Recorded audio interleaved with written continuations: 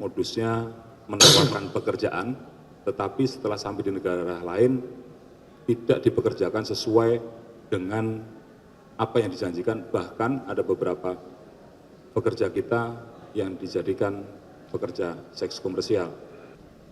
Oleh karena itu, Baris Krim Polri beserta seluruh jajaran sepanjang periode 22 Oktober sampai dengan 22 November 2024, 1 bulan ini, telah berhasil mengungkap jaringan TPPO sebanyak 397 kasus dengan tersangka sebanyak 482 orang dan berhasil menyelamatkan korban TPPO sebanyak 904 orang. Adapun modus operandi yang dilakukan oleh para pelaku ini diantaranya adalah mengirimkan para pekerja migran Indonesia secara ilegal, khususnya cacat administrasi, antara lain dengan menggunakan visa PMI yang tidak sesuai, di mana visa yang digunakan adalah visa kunjungan atau visa ziarah atau wisata, tapi kemudian setelah sampai di sana digunakan untuk bekerja sehingga menyalahi aturan. Yang kedua, para PMI berangkat tanpa pelatihan kerja dan medical check up dari perusahaan resmi yang telah terdaftar di Kementerian Tenaga Kerja Republik Indonesia. Yang ketiga, perusahaan yang mengirimkan PMI tidak terdaftar, jadi mereka dikirimkan oleh perusahaan-perusahaan yang tidak terdaftar secara resmi di Kemenaker. Kemudian keempat, negara tujuan PMI tidak sesuai dengan yang dijanjikan. Mau dikirim ke negara A, dikirimnya ke tempat lain. Itu tadi menggunakan visa-visa yang tidak sesuai.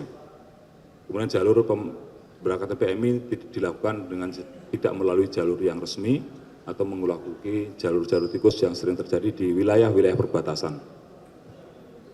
Kemudian mereka juga melakukan modusnya menawarkan pekerjaan, tetapi setelah sampai di negara lain tidak dipekerjakan sesuai dengan apa yang dijanjikan. Bahkan ada beberapa pekerja kita yang dijadikan pekerja seks komersial.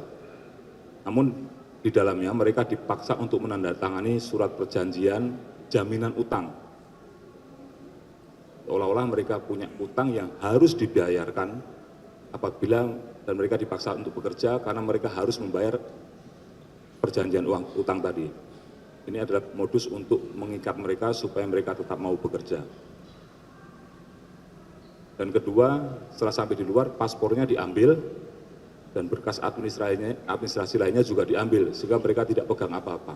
Jika kalau mereka melarikan diri, ya akan terkena, tidak mungkin kembali juga karena tidak punya paspor. Yang ketiga adalah modus melakukan eksploitasi anak. Contohnya, memperdagangkan anak melalui aplikasi online untuk dipekerjakan sebagai pekerja seks komersial. Kemudian juga dipekerjakan sebagai LC kalau di negara kita di dalam negeri, kemudian juga sebagai PSK dan disalurkan ke beberapa negara lain di luar Indonesia. Kemudian yang ketiga, mengiming-imingi anak-anak itu bekerja dengan gaji yang besar pada perusahaan-perusahaan atau pabrik-pabrik atau perkebunan-perkebunan secara ilegal di negara-negara lain, khususnya di kawasan Asia Tenggara. Kemudian yang keempat adalah modus yang dipekerjakan, mereka bekerjakan sebagai anak buah kapal, namun dalam perlakuannya mereka antara tujuan tadi dipekerjakan di sebuah kapal, tetapi kapalnya kemudian bisa dipindah-pindah. Tanpa persetujuan korban, mereka dipindahkan ke kapal yang lain. Sehingga sulit bagi kita untuk mendeteksi apabila hal ini terjadi. Kemudian yang kedua, diberangkatkan menjadi ABK, tetapi diberangkatkan tidak dengan dibekali kemampuan maupun basic safety training dan administrasi yang sebenarnya. Yang ketiga, tentu kalau korban ini juga dipaksa untuk memenuhi target-target pekerjaan, dan kalau tidak memenuhi target pekerjaan, maka mereka juga akan menerima konsekuensi, yaitu tindakan kekerasan dari para pelaku.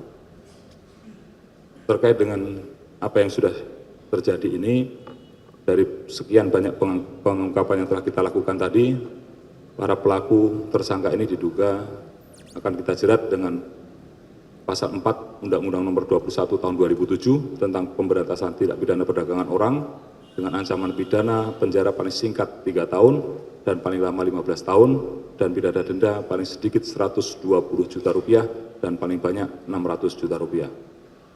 Dan juga bisa dikenakan pasal 81 Undang-Undang Nomor 18 Tahun 2017 tentang perlindungan pekerja migran Indonesia dengan pidana penjara paling lama 10 tahun dan denda paling banyak 15 juta rupiah.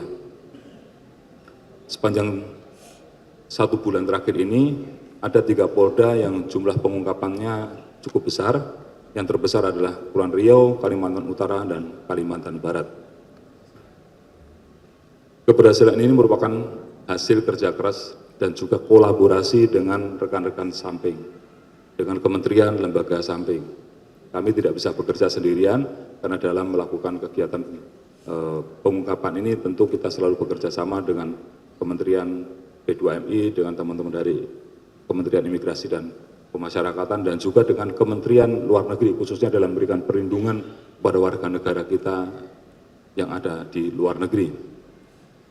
Mudah-mudahan apa yang kita lakukan ini bisa memberikan kontribusi yang positif untuk melindungi segenap bangsa Indonesia dan seluruh masyarakat Indonesia sebagaimana diciptakan oleh para founding fathers dan juga sudah menjadi atensi dari pimpinan tertinggi Republik Indonesia, yaitu Presiden Republik Indonesia.